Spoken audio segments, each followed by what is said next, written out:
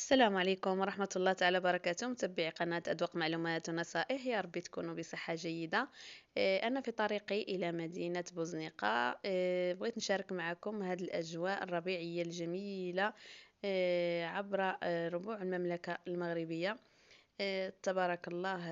مناظر جميلة جميلة خضرة. حتى أن صادفنا أمطار الخير.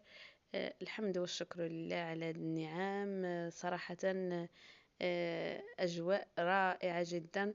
وما بالك بالشمال، حتى شمال المملكة ما شاء الله أكثر من هذه المناظر. يعني صراحة احنا غادين ومسرورين بهذه الطبيعة الجميلة وهاد أمطار الخير اللي أنعم الله بها علينا أو على المملكة المغربية. وقررت أني نشارك معكم كما قلت لكم هاد الأجواء اللي هاد المناظر الغاية في الروعة. نطلب من الله سبحانه وتعالى الله يحفظ بلادنا وسائر بلاد المسلمين. وشكرا لكم أصدقائي صديقاتي على التواصل وعلى المحبة الدائمة. نتمنى من الله سبحانه وتعالى يوفق الله الجميع. خليكم عاد المناظر يعني الساحرة، واستمتعوا كما استمتعنا احنا بها.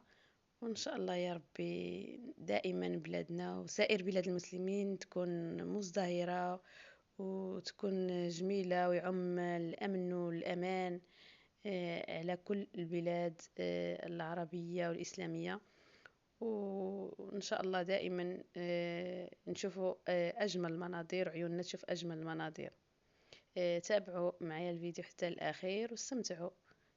شكرا لكم أصدقائي صديقاتي.